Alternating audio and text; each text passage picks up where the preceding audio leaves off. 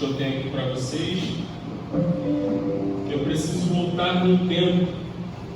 Então aperte o cinto que nós vamos decolar. Jerusalém. Comecei a pensar com a minha mente de pregador se Jerusalém é uma metonia da igreja, ou seja, será uma figura retórica que aponta também para a igreja. Jerusalém pode nos ensinar muito. Temos que compreender como foi que Deus levou o seu povo para dentro dessa cidade, Jerusalém.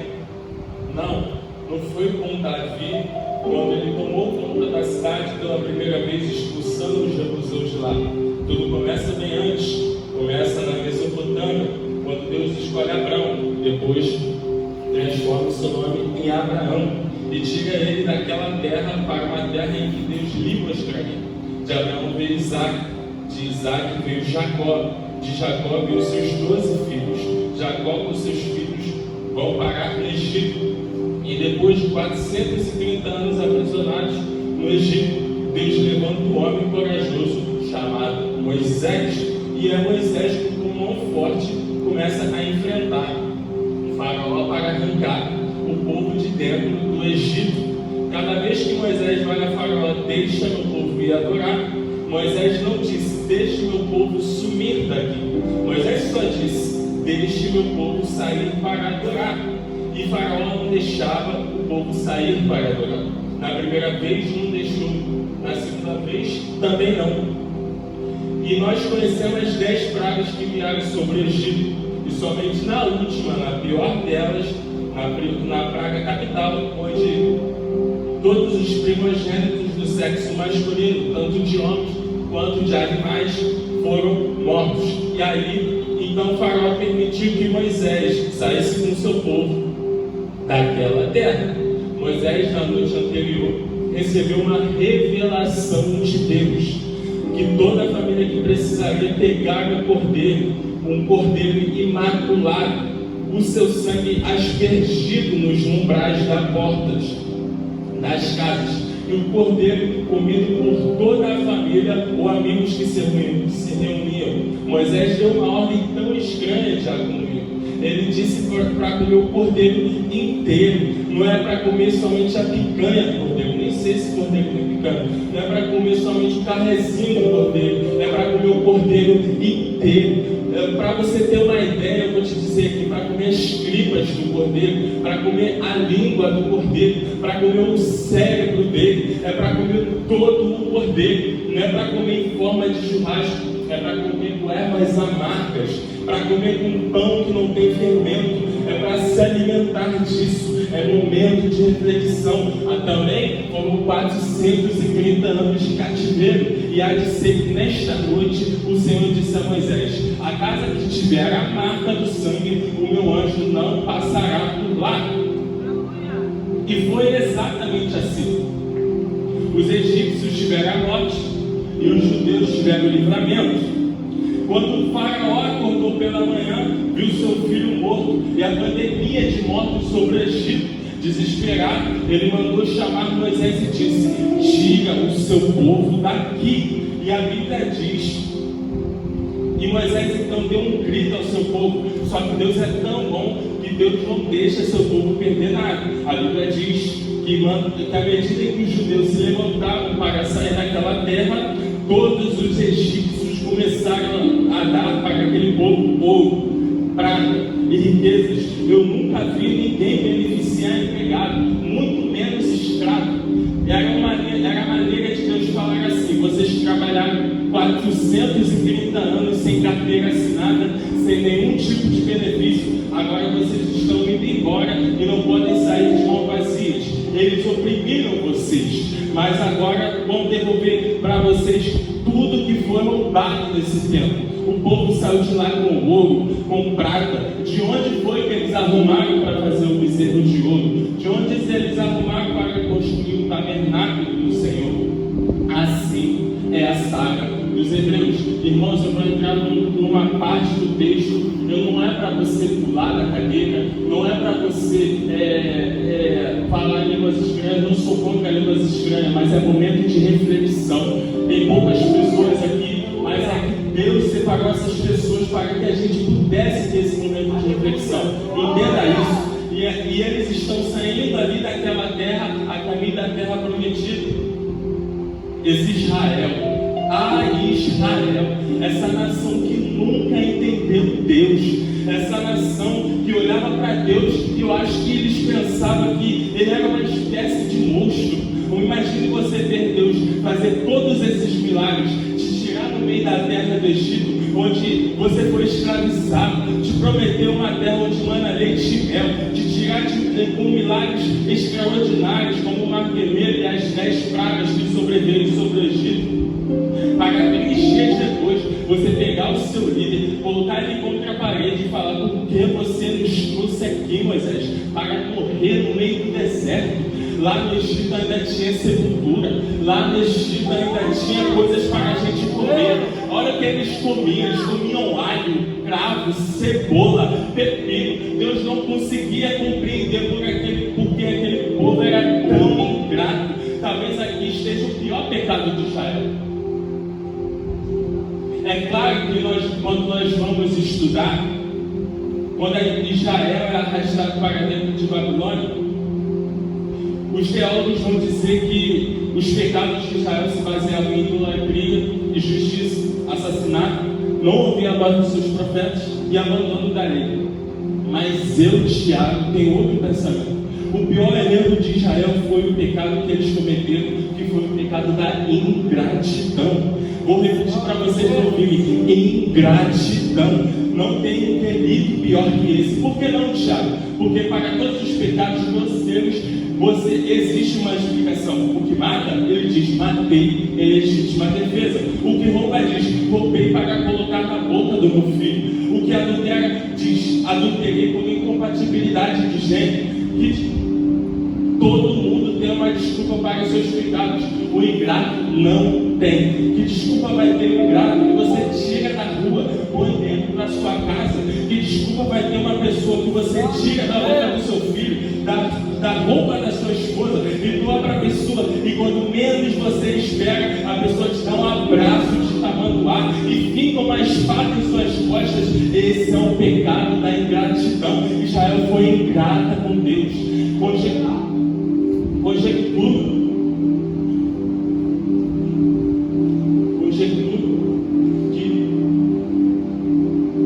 Conjecturo que Israel achava que Deus era uma espécie de monstro, como disse aqui. Quando tudo desabava, eles pediam perdão a Deus. Escondiam os ídolos, não escondiam, não quebravam, escondiam. Teve uma época, após isso tudo, que Israel foi dominada por seus adversários, quando eles eram liderados pelo tempo dos juízes, e foram dominados durante 270 anos. Quando tudo desabava, eles pediam perdão a Deus, escondiam os ídolos, não quebravam, não escondiam diácono Vitor. Deus, por misericórdia, ia lá e socorria eles. Isso aconteceu num período de quase 3 séculos. Deus começou a compreender que esse povo não tinha mais cura.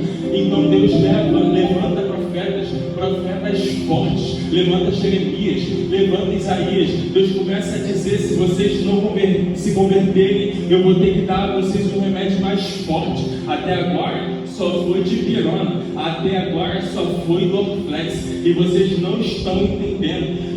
Até agora foi só uma microcirurgia dentro de consultório médico. Pelo jeito, eu vou ter que dar a vocês um tratamento mais pesado. Eu vou ter que dar um tratamento de quimioterapia, de radioterapia. Vou ter que deixar os médicos abrirem você por inteiro, para vocês entenderem que vocês não são normais.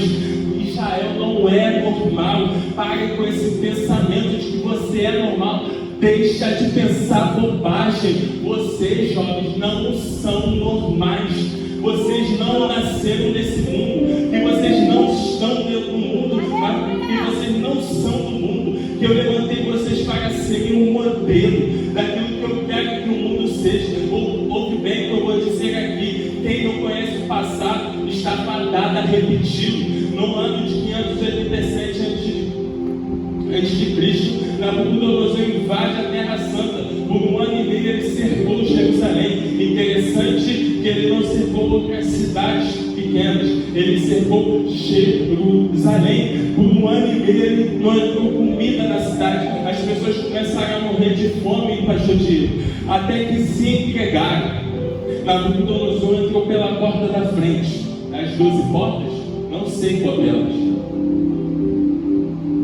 A primeira coisa que ele fez, colocou fogo no templo. Depois que colocou fogo no templo, a Bíblia diz que ele despedaçou a muralha que cercava Jerusalém. Agora que as portas estão queimadas, a muralha está destruída, o povo ficou vulnerável, porque diferente dos outros povos, qualquer imperador ia no palácio, arrastaria em praça pública o seu rei, tiraria a coroa dele e dizeria: eu prendi seu rei, vocês estão presos. Nabucodonosor estudou a filosofia dos judeus e sabia que, embora ele estivesse em um ano, Israel acreditava no rei dos reis. E como é que você destrona o Deus de uma nação? Vá no símbolo religioso deles, entre no templo, queime o templo, roube os utensílios sagrados, mate os seus sacerdotes. E quando o povo viu que Deus não defendeu nem sua própria casa, o povo se entregou. E eu imagino, olhando um para o outro, aconteceu isso no tempo dos juízes. É só nós chorarmos um pouco que Deus estabelece o tempo. E não foi assim.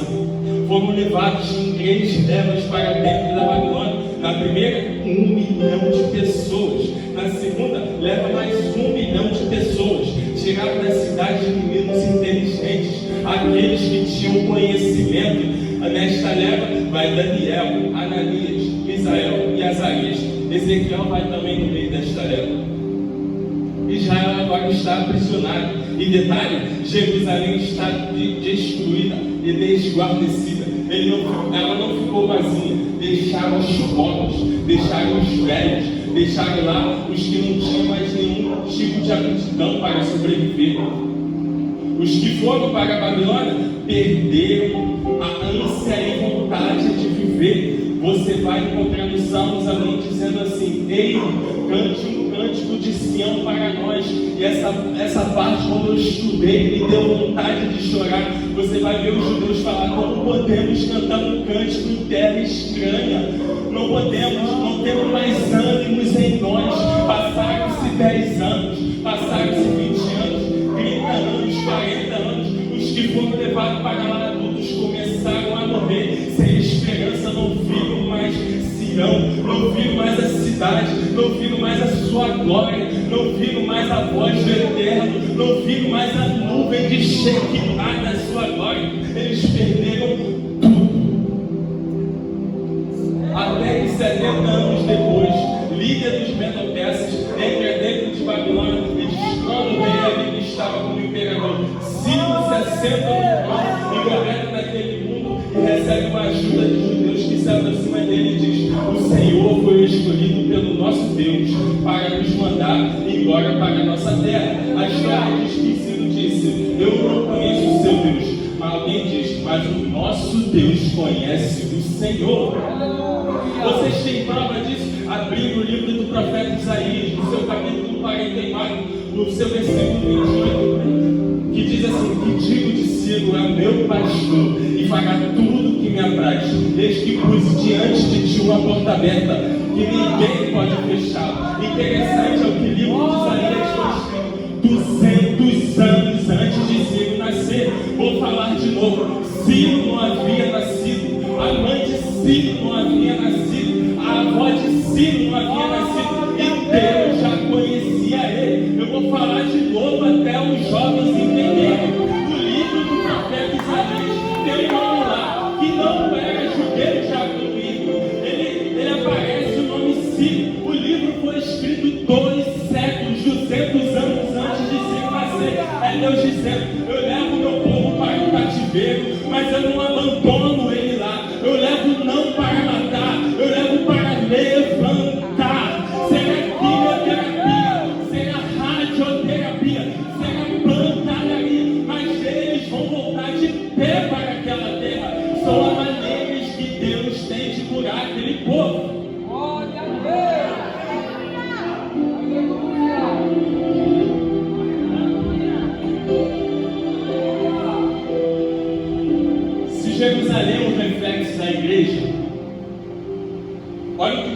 faz antes de tocar na igreja? A primeira coisa que o diabo faz é tocar no templo, que era o centro de adoração. Depois ele destrói os muros. O que são os muros? São aquilo que protege, impede do inimigo vir. Só que a Bíblia diz que em Apocalipse 12, que os muros são fechados por 12 portas. E as portas foram queimadas. Jerusalém tinha 12 portas. 12 portas.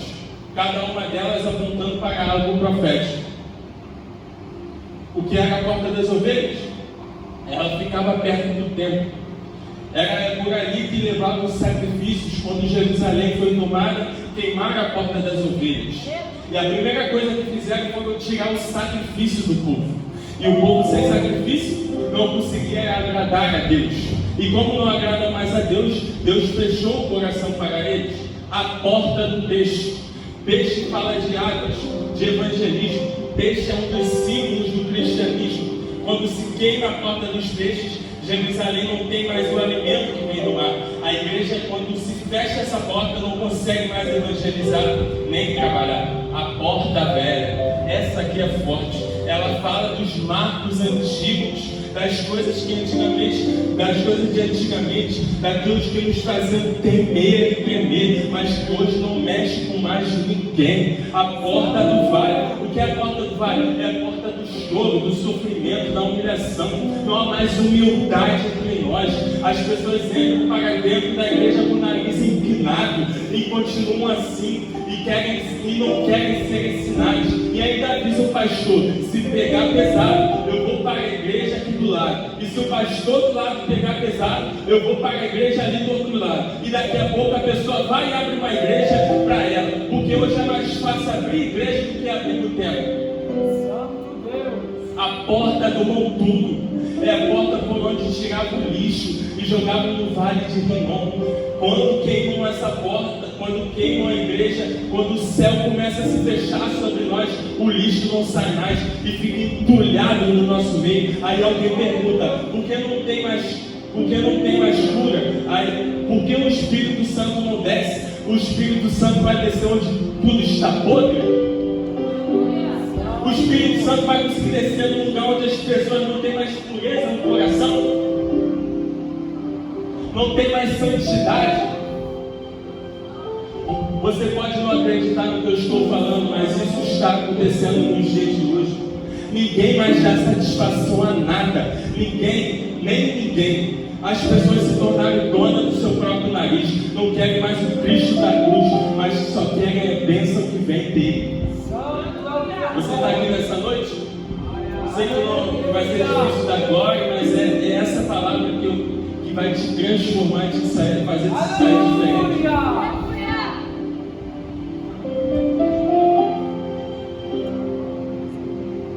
Quando alguém começa a apertar um pouquinho, a pessoa vai para cá, vai para lá, se desvia, fala que é desigrejado, aí passa a perseguir a igreja. Mas nessa noite, eu profetizo um avivamento, eu profetizo uma restauração. A porta da ponte fala sobre a renovação do Espírito Santo. A porta dos cavalos fala sobre batalha espiritual. A porta oriental é a porta onde o Messias haveria de entrar. Quando Jerusalém foi sitiada, primeiro destruíram o templo, que é a adoração, depois destruíram o mundo, que é a proteção, depois destruíram as portas.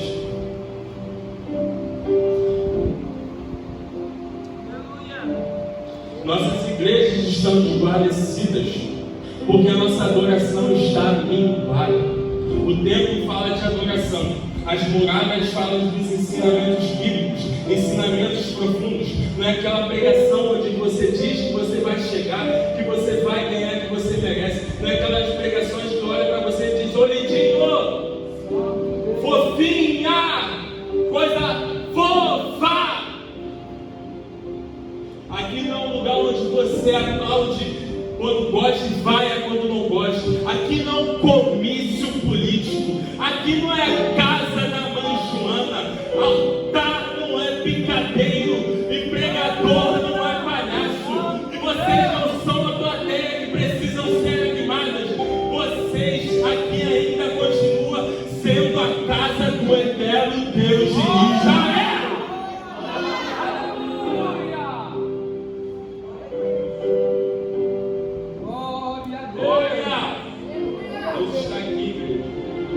Deus está aqui. A minha Bíblia Sagrada vai dizer que mais tarde, depois dos 70 anos cumpridos, Deus levantará alguns homens. O primeiro deles é Zorobabel. Deus leva Zorobabel lá para a terra, porque Ciro, quando toma conta do reino, ele dá liberdade para o povo voltar para Jerusalém. A primeira leva vai para Zorobabel. E a primeira coisa que ele fala: vou levantar o templo de Deus. A primeira coisa para resgatar Jerusalém, vou levantar o centro de adoração. Guarde isso. Depois que o templo está levantado, Deus levanta um homem chamado Esdras. Esdras resgata a lei. A Bíblia Sagrada diz que Esdras levou para dentro de Israel o livro sagrado. Teve um dia que ele começou a ler a palavra, era logo que o sol estava nascendo e todos ficaram de pé ouvindo. A Bíblia diz que ele leu até o meio-dia e as pessoas choraram e diziam para ele: continua nos ensinando. Esdras pegou vários sacerdotes e escribas, colocou no meio do povo e eles foram ensinando e foram trazendo o povo de volta para a revelação. E por último houve a queima dos portões, ou seja, quando os portões foram queimados, foi-se embora tudo aquilo que dava acesso a Jerusalém. E aqui onde eu quero chegar, nesse tempo, Deus levanta Neemias. Aleluia! Neemias recebeu uma missão de reconstruir uma cidade, de tirar o povo que estava extremamente envergonhado. A Bíblia Sagrada diz que quando Neemias decide caminhar em torno do palácio do rei, caminhando em torno do palácio, ele percebe uma caravana vindo de Jerusalém.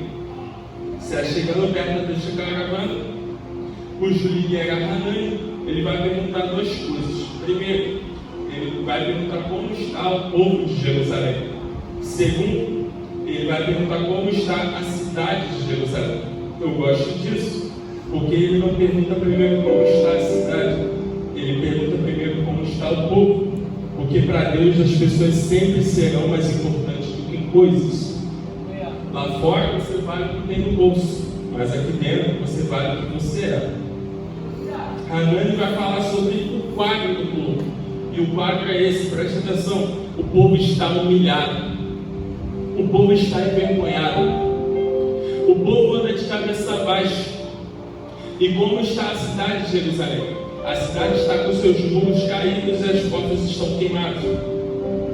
Olha o quadro cinzento que Neemias recebe. Olha o quadro cinzento que desenha para Neemias. O povo está humilhado, os muros estão caídos e as portas estão queimadas. A Bíblia diz que quando esse homem ouve esse relato, ele se senta e chora. Estudando um pouco, eu pude entender o porquê desse lamento de Neemias. Essa cidade que está arruinada, o povo que está envergonhado, não é qualquer povinho, é o povo de Deus. Deus disse para esse povo: se vocês ouvirem a minha voz, guardarem meus mandamentos, vocês serão cabeça e nunca serão calo. Vocês emprestarão a muitos, mas nunca pedirão emprestado. É esse mesmo povo que Deus disse para Moisés: esse povo será meu e eu serei o seu Deus, e eu estarei no meio de vós. Esse povo era tão poderoso que Deus disse, Diácono Igor: 10 de vocês perseguirão a 100 de vocês perseguirão a 1000. É por isso que eu entendo as lágrimas desse homem. Ele se assenta porque o pacto é muito grande. Ele se assenta porque conhece a história e o propósito desta cidade. Paz, meus senhores, Jerusalém significa habitação de paz. Jerusalém significa habitação de paz. Quem é que não quer estar num lugar de paz, de alegria, plenitude, calmaria? Me permite fazer uma ilustração. Eu imagino um pai de família dizendo para a sua casa: vamos até Jerusalém, afinal de contas, Jerusalém é habitação de paz. Vamos até lá dar um passeio. Quem é que não gosta de estar num lugar de paz? Eu imagino um pai de família de caminho para Jerusalém com seus filhos, com a sua esposa. De repente os filhos perguntam para o pai: pai, cadê a cidade de Jerusalém? O pai olha e diz: ué, era para estar aqui. O nome de Jerusalém está aqui. A placa está aqui. E qual é a placa? Habitação de paz. A placa cidade, percebe que a cidade tem o título de quem tem paz, está com os muros caídos e está com as portas quebradas. O nome está lá, a placa também tem, o nome está lá, habitação de paz. Mas quando você chega perto, percebe que tem coisas mal resolvidas. Só tem nome, mas cadê o propósito do nome? Eu vim pregar para alguém e confesso que eu não sei se você vai conseguir dar glória com essa. Eu estou lutando até hoje para não viver somente de nome. Eu estou lutando até hoje para não viver somente de aparência. Eu estou lutando até hoje para não viver somente de título. Sabe o que o diabo quer? É que você vive somente de título, só vive somente de aparência, mas que vive sem essência na alma. Diabo, você quer exortar a juventude?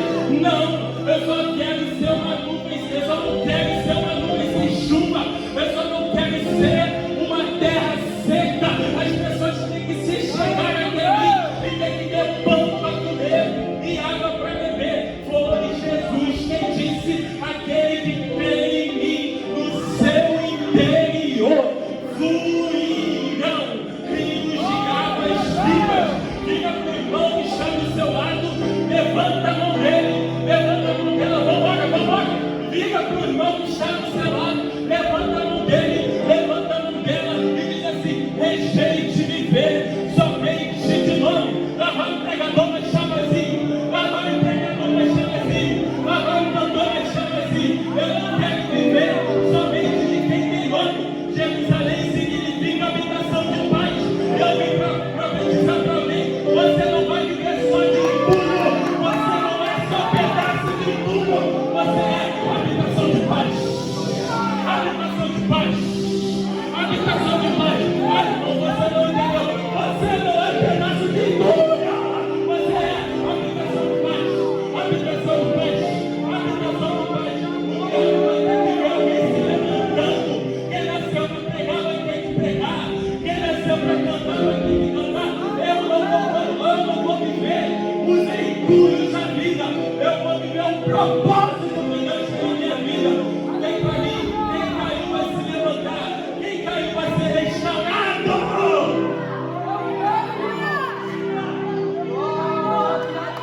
Depois dessa pregação vai ter crente se levantando. Depois dessa pregação vai ter crente se levantando.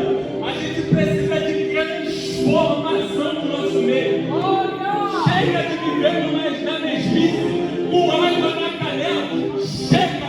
O momento que Deus falou agora é: chega! Quem não quiser mergulhar, eu vou passar a peleira. Mas quem quiser mergulhar, vai viver a totalidade. É só isso, irmão. É só isso. Não fica me olhando com esse queixo de concreto, não. Não fica. Nós vamos viver o propósito de Deus que tem para nós. Quem viver nesse processo só enxerga pedaço de entulho, só enxerga terreno baldio. Mas diga para alguém: aonde alguém enxerga bagunça, Deus enxerga processo. Aonde alguém enxerga bagunça, Deus enxerga progresso. Aonde alguém enxerga bagunça, Deus enxerga progresso. Aonde alguém enxerga bagunça, Deus fala: eu vou levantar. Aonde alguém enxerga bagunça, Deus fala: eu vou fazer. Aonde alguém enxerga bagunça, Deus fala: eu vou transformar. Os muros podem estar derrubados, as portas podem estar queimadas, mas Deus diz: eu vou levantar. Eu vou levantar. Deus está dizendo agora para você: levanta, Jerusalém. Levanta, Jerusalém. Levanta, Jerusalém. Tem famílias que dependem de você. Tem nações te esperando. Eu quero essência. Eu quero essência. Eu quero essência. Eu não quero simplesmente ter uma performance. Chega de performance dentro das igrejas. Eu não quero viver no automático. Eu quero ter Deus no meu quarto. Eu quero ter Deus na minha casa. Eu quero ter Deus no meu quarto. Eu quero ter Deus na rua. Eu quero ter Deus na minha mente. Eu quero ter Deus quando eu vou procurar uma vaga de emprego. Eu quero ter Deus no meu trabalho. Chega de viver no automático. Chega de viver a mesmice do diabo. Não vai se levantar depois disso. Você não é o que os homens dizem que você é. Rejeita os homens. Você é o que o céu te gabarita. Eu sei que é difícil dar glória, irmão. Quando é para falar de transformação, eu sei que é difícil dar glória. Porque não fala do irmão que está do lado, que o irmão está te perseguindo. Fala, você precisa ser transformado. Porque o alvo de tratamento somos nós.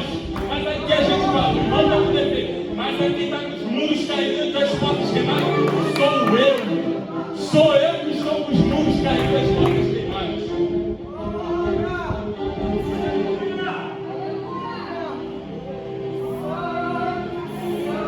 Neemias começa a chorar. E posso te falar uma coisa, Diácono Vitor? É para chorar mesmo. Porque as lágrimas revelam que uma mudança precisa acontecer. Ele chora porque sabe o passado dessa cidade. No passado tinha glória. No passado tinham guerras vencidas. No passado tinha reis. No passado tinha profetas. Mas a pergunta que Deus faz para nós é: e hoje? E hoje, nós gostamos de ser saudosistas espirituais. No passado eu orava. Você tinha que me conhecer, Tiago. Eu marchava todo dia. Marchava no quarto, marchava na igreja, marchava no banheiro. Só dava eu na vigília. No pandeiro, na marcha, jejuava 3 vezes por dia. Lia a Bíblia todo dia. Mas a pergunta é: e hoje? E hoje? A pergunta que Deus faz para você é: e hoje? Neemias começa a chorar. Mas diga para alguém: só chorar não adianta. Diga para alguém: só chorar não adianta. Porque as lágrimas não podem mudar nosso passado. Mas deixa eu te falar uma coisa. Ele para de chorar e vai orar. Você não está aqui, não. Ele para de chorar e vai orar. Enquanto a gente está chorando, o diabo está pisando. Enquanto nos lamentamos pelo passado, o diabo está pisando na gente. Mas o negócio começa a mudar quando nós entramos no quadro quebrado, moído. Acabamos de vacilar, mas o diabo tirou tudo, menos um. Essa aqui só para quem é crente. O diabo pode tirar tudo, mas não tira o joelho. Tira relacionamento, mas não tira o joelho. Está faltando comida dentro de casa, não tira o joelho. Estou desempregado, não tira. O diabo tem pavor de crente que ora. O diabo tem pavor de crente que ora. Só chorar não muda o teu passado. Tampouco muda o seu futuro. Mas a oração vai reconstruir. Avivamento não começa somente com deboche, com chocarrice, com lágrimas. Avivamento começa no joelho. Chega de chocarrice, começa ó.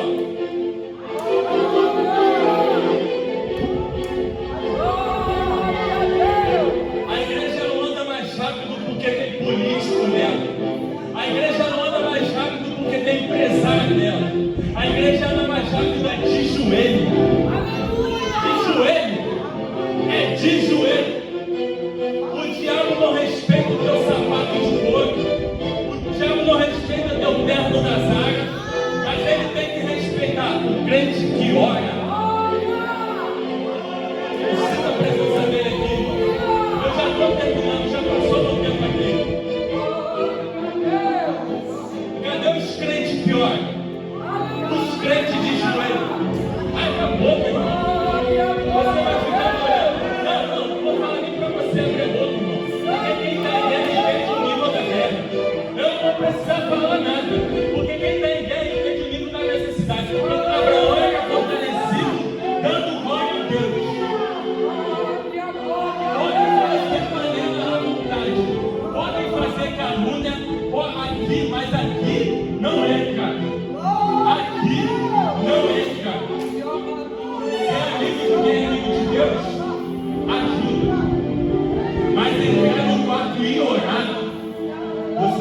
mais rápido.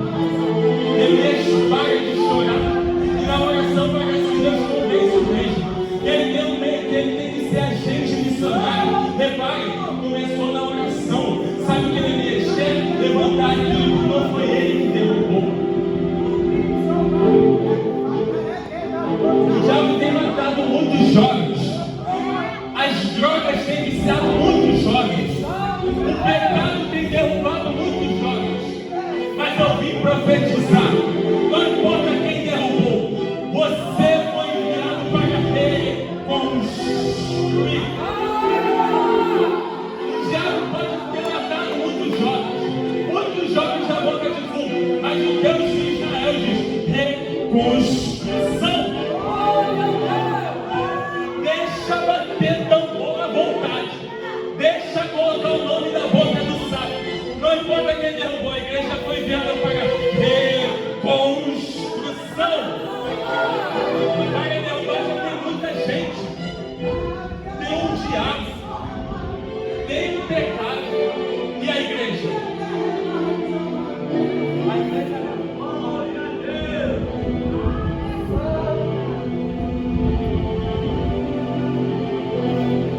Aleluia! Aleluia! A igreja levanta aquilo que não foi ela que derrubou. Vou repetir. A igreja levanta aquilo que não foi ela que derrubou. Ah, mas não fui eu que briguei com ele. Ah, mas não fui eu que me chateei com ele. A igreja levanta aquilo que ela não derrubou. Tiago, a culpa não foi minha. Lá vai, perdoa. Aleluia! Eu sei que isso mexe contigo, irmão. Eu sei que essa palavra é uma faca de dois gumes. Enquanto eu estou falando com você, pega em mim, pega em você. Eu sei. Mas Deus diz, perdoa. Não foi ele que começou a fofoca? Abraço. Não importa quem derrubou, você é igreja. E você foi enviado para reconstruir. Eu vim profetizar aquilo que o diabo derrubou. Levanta as mãos, irmão, para receber. Aquilo que o diabo derrubou. Para isso se manifestou o Filho de Deus. Para desfazer. Eu vou repetir para você entender. Para isso se manifestou o Filho de Deus. Para desfazer. Desfazer. Desfazer as obras. O diabo tem que trabalhar. Vai desfazer as obras. O diabo preparou o laço, desfazer as obras do diabo.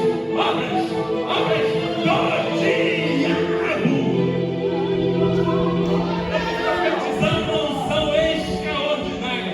Eu vim pegar para alguém, a sua palavra vai abençoar muita gente. O teu louvor vai levantar muita gente. A sua oração vai levantar muita gente. Vai levantar. Gente, você não está entendendo isso, mas tudo bem, eu vou continuar pregando. A sua oração vai pôr muita gente de pé. O seu louvor vai curar muita gente. A sua pregação vai reconstruir muita gente.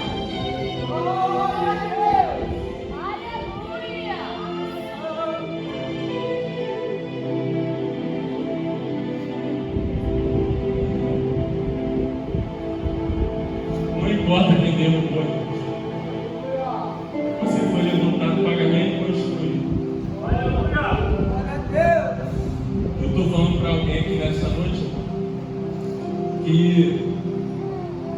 talvez nesse momento deixou a idolatria tomar conta do seu coração. Idolatria que eu digo pode ser vício ao celular. A idolatria pode ser um amor ao dinheiro. A idolatria pode ser as paixões levianas desse mundo. A idolatria, irmãos, pode ser um pagodinho que você ouve, um fone de ouvido. Pode ser aquele contato que você não consegue apagar da agenda do seu telefone. Mas Deus diz hoje para você nessa noite: eu quero te reconstruir. Aleluia! Talvez no meio do caminho você deixou as portas queimadas, deixou ser invadido por Nabucodonosor, deixou que a fraqueza espiritual tomasse conta, mas Deus diz assim: eu quero te reconstruir nessa noite. O que Deus disse para você nesta noite, irmãos, você que está precisando de uma reconstrução, que está com os muros caídos e com suas portas queimadas, você que entende que precisa novamente de um reconstrutor na sua vida, vem aqui na frente.